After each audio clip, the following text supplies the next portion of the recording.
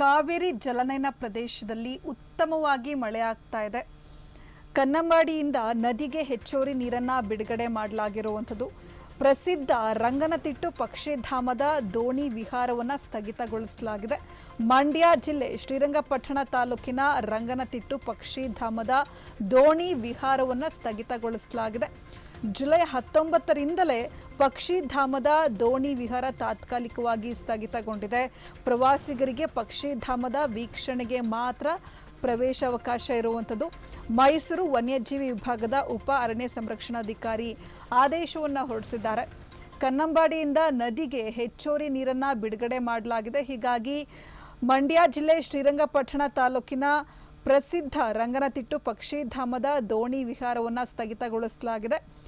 July 19ರಿಂದಲೇ ಪಕ್ಷಿಧಾಮದ ದೋಣಿ ವಿಹಾರ ತಾತ್ಕಾಲಿಕವಾಗಿ ಸ್ಥಗಿತಗೊಂಡಿರುವಂಥದ್ದು. ಪ್ರವಾಸಿಗರಿಗೆ ಪಕ್ಷಿಧಾಮದ ವೀಕ್ಷಣೆಗೆ ಮಾತ್ರ ಪ್ರವೇಶಾವಕಾಶ ಇದೆ. ಮೈಸೂರು ವನ್ಯಜೀವಿ ವಿಭಾಗದ ಉಪ ಅರಣ್ಯ ಸಂರಕ್ಷಣಾಧಿಕಾರಿ ಆದೇಶವನ್ನು ಹೊರಡಿಸಿದ್ದಾರೆ.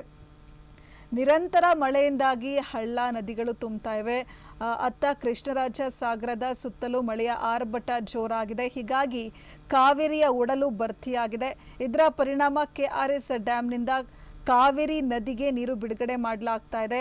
ಈಗಾಗಲೇ KRS ಡ್ಯಾಂನ ನೀರಿನ ಮಟ್ಟ 124.80 ಅಡಿಯಷ್ಟಿದ್ದು, ಇಂದು ಮಳೆಯಿಂದಾಗಿ 120 ಅಡಿಯಷ್ಟು ಏರಿಕೆ ಕಂಡಿದೆ. 49.452 TMC ಗರಿಷ್ಠ ಸಾಮರ್ಥ್ಯದ ಡ್ಯಾಂನಲ್ಲಿ ಇಂದು 42.916 TMC ಸಾಮರ್ಥ್ಯದಷ್ಟಿದೆ. ಇನ್ನು ಡ್ಯಾಂನ ಒಳಹರಿವು 51,374 ಕ್ಯೂಸೆಕ್ ಇದ್ದು 4,714 ಕ್ಯೂಸೆಕ್ ನೀರನ್ನು ಹೊರಹರಿಸಲಾಗ್ತಾ ಇದೆ. KRS ಡ್ಯಾಂನಲ್ಲಿ ನೀರಿನ ಮಟ್ಟ ಹೆಚ್ಚಾಗ್ತಾ ಇದ್ದು ಕಾವೇರಿ ನದಿಗೆ ನೀರು ಬಿಡುಗಡೆ ಮಾಡಲಾಗಿದೆ. ಹೀಗಾಗಿ ರಂಗನತಿಟ್ಟು ಪಕ್ಷಿಧಾಮದ ದೋಣಿ ವಿಹಾರ ಬಂದ್ ಮಾಡಲಾಗಿದೆ. ನದಿಯ ಸೆಳೆತ ಹೆಚ್ಚಿರುವ ಕಾರಣಕ್ಕೆ ದೋಣಿ ವಿಹಾರ ಬಂದ್ ಮಾಡಲಾಗಿದೆ. ಇಂದಿನಿಂದ ಮುಂದಿನ ಆದೇಶದವರೆಗೆ ಪ್ರವಾಸಿಗರಿಗೆ ವೀಕ್ಷಣೆಗೆ ಮಾತ್ರ ಅವಕಾಶ ಇರುತ್ತೆ. ಡ್ಯಾಂನಿಂದ ನೀರು ಬಿಡುಗಡೆ ನಿಲ್ಲಿಸಿದ ಬಳಿಕವಷ್ಟೇ ದೋಣಿ ವಿಹಾರಕ್ಕೆ ಅವಕಾಶ ಮಾಡಿಕೊಡಲಾಗುತ್ತೆ ಅಂತ ಮೈಸೂರು ವನ್ಯಜೀವಿ ವಿಭಾಗದಿಂದ ಪ್ರಕಟಣೆ ಹೊರಡಿಸಲಾಗಿದೆ.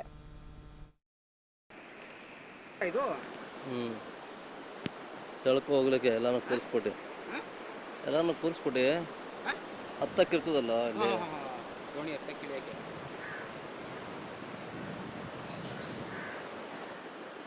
ಇದು ಬೋಟ ಇದು ತೆಳಕು ಹೋಗ್ಲಿಕ್ಕೆ ಎಲ್ಲಾನು ಕೂರಿಸ್ಬಿಟ್ಟು ಹತ್ತಕ್ಕಿರ್ತದಲ್ಲ ಇಲ್ಲಿ